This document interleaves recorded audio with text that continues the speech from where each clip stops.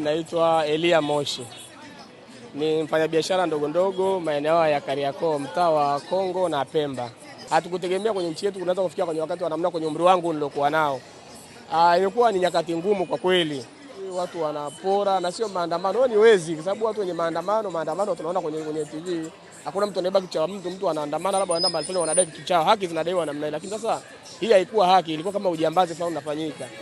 Na hii ilikuwa fursa kwa wale vijana ambao hawafanyi kazi sasa. Kwa kuwa hawafanyi kazi, wale wanaotoka kuandamana wanaungana nao ndio wanapora vitu vya watu, wanavunja maduka. Hali ya namna hiyo. Hata sehemu ninapokaa mimi duka lilikuwa linafunguliwa moja tu. Tulinunua biashara siku ile ya Ijumaa.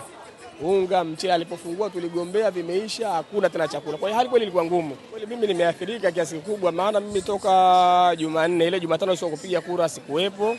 Kariakoo nilikuwa kwenye sehemu niliyojiandikisha kupiga kura kwa sababu mimi naishi nje ya Kariakoo. Naishi Gongo la Mboto. Kwa hiyo nilikuwa nyumbani toka Jumanne. Kwa hiyo Jumanne mpaka leo ndo nimerudi Kariakoo. Athari zimekuwa kubwa kwa sababu sisi tunategemea uchumi wetu si ni mdogo wa kutoka mtu ndio upate kula.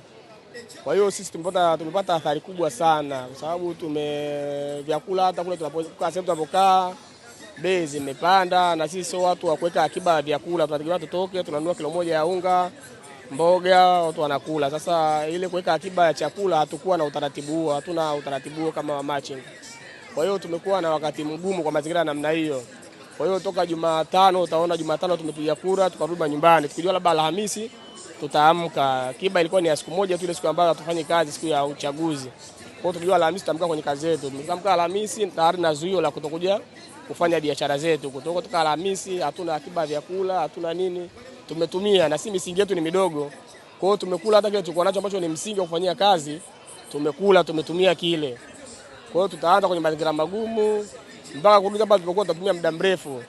Wito wangu mimi kwa vijana ni kuangalia, hakuna vita nzuri, vita siku zote ina athari hasa kwa watu ambao wana uchumi wa chini.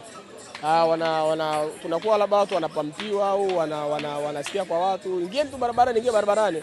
Wale wanaoingia waambie nyinyi watu ingieni barabarani, wao wana uchumi mkubwa na wao hawapo kwenye maandamano, wanawaingiza tu vijana, basi vijana wanaumia, wanafanya namna gani? Sababu dola haiwezi kukuacha ukaandamana, ukaharibu vitu vya watu, mwizi unafanya namna hii.